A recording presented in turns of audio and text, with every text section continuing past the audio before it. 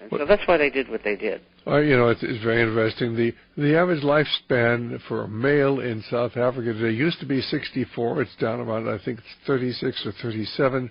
And it's even less for women. Here, of course, the lifespan for the average woman is higher than the United States, but here it is much lower. We're going to go ahead and take some calls. Well, we'll go ahead and take calls if somebody wants to come on and talk to Bob about what's going on. And I think it's very, very important that people understand that America could be going the same way as Rhodesia. I hope it doesn't. I hope and pray that it doesn't. But there is a United States State Department that brought Mugabe to power. It is the United States State Department that has kept this ruthless tyrant in power. And if we've kept him in power over there and let him destroy the people, half the people have fled from Zimbabwe today. I mean, half the population's gone. We only had 11.5 million. I think probably at least 5 million have gone, and maybe more than that by now. And the people are starving, and of course there's no medical supplies, there's no food. I mean, I don't know even how the people are managing to eke out a living. Do you, Bob? No, I don't. And they have to contend with the military, which are monstrous. And, water was always a problem there because of Bilharzia. And all the white farmers are now gone. And the Africans were, good workers, but they didn't have the acumen to run a farm for the most part. And so the great exporter of food, Rhodesia, is defunct, and now we have a great importer of food called Zimbabwe. And if you don't have any money, you can't buy any food. But of course, money is worthless. They have a new $50 trillion note, $50 trillion note, and I wonder how soon that could happen here. We'll be right back in just a moment with Bob. Well, this is Dr. Stan. Our guest, of course, is Bob Chapman, and we'll go ahead. We've got a couple of callers, and so we'll take Ernie calling from Spokane. Hi, Ernie. How are you doing? Hello, Dr. Stan. I'm doing fine. Do you have a question for our guest? Well, first of all, I just want to make a quick statement. I want to congratulate you both. I believe you guys are brave men, you and Bob, not afraid to tell the truth. And in a world that we live in, that truth is irrelevant to our leaders, and it's refreshing to hear this on the radio. Well, we appreciate your words of encouragement. Your job is to get people listening to us and helping us and supporting us and getting Bob's newsletter and helping Radio Liberty so we can expand into other markets.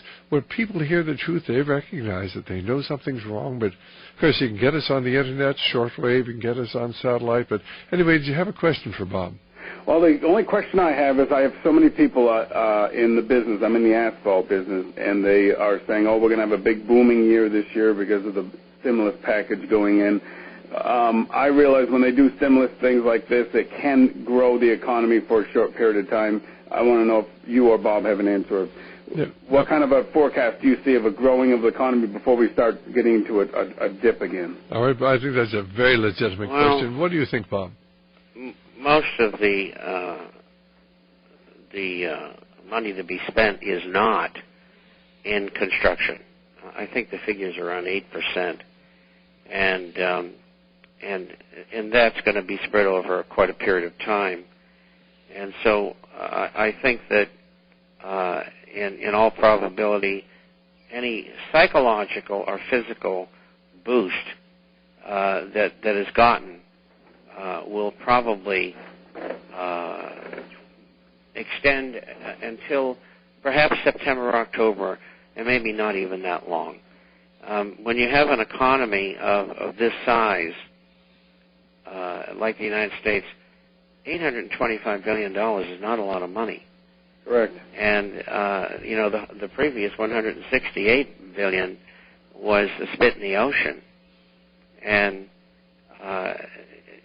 they're not solving the underlying unemployment problem. They're making more temporary jobs to make the hurt go away for the time being. And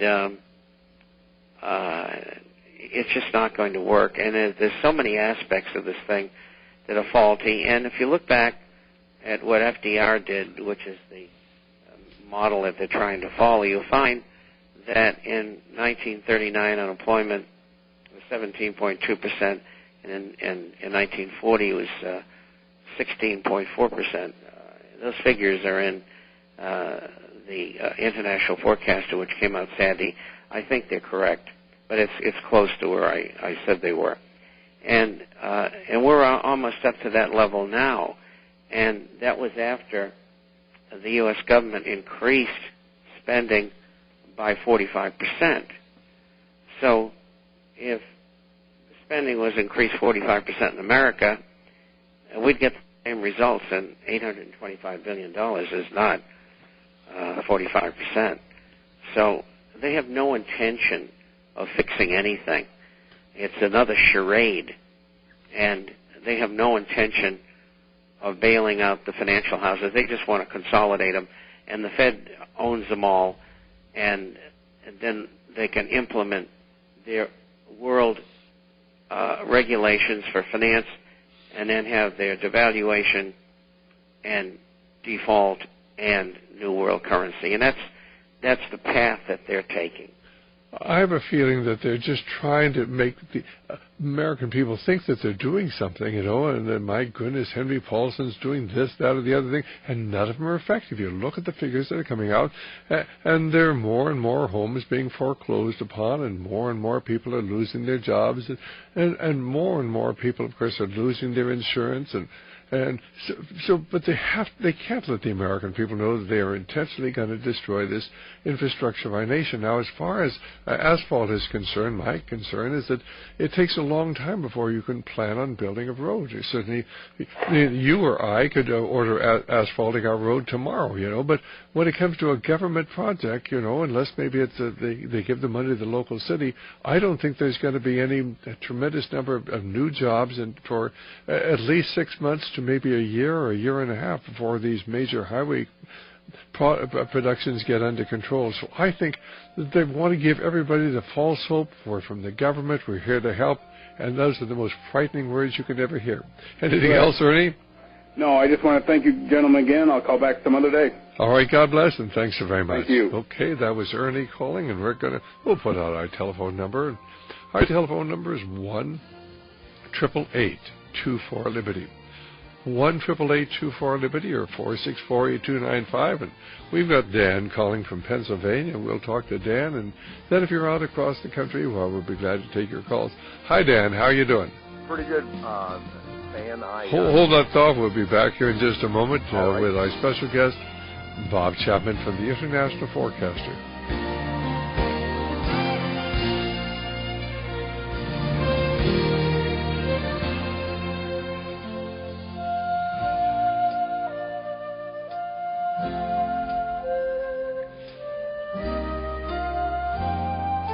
Well, this is Dr. Stan. We've got Dan calling us from Pennsylvania. Dan, go right ahead.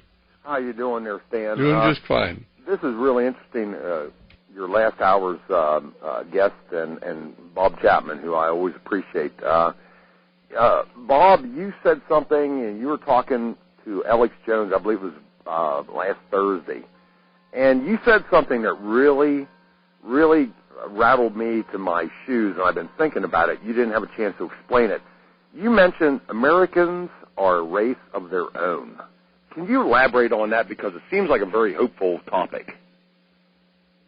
Well, I think that I was speaking about that in relation to the movement, the Bilderbergers and CFR and these people who want to bring about world government, and I think they're underestimating the warrior potentials and the stiffening of the spine of the average American, even the dumb ones. Yeah. And of course, that's propelled as well by unemployment and loss of things, everything in some cases.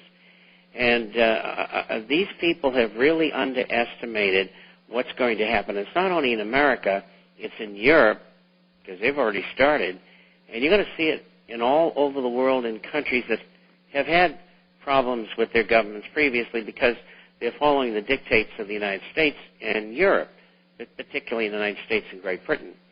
And I think that these people, in their underestimation of this, we'll call them a race of Americans, they're going to get themselves wiped out. So they haven't tested the full will of the American people? Is that what you're alluding to? Right, and that the only time that has really happened is during the Revolutionary War and then the Civil War. Yes. And every other war since then has been foreign in nature. And yes, that's they true. are so anxious to get this world government that they'll do anything to get it.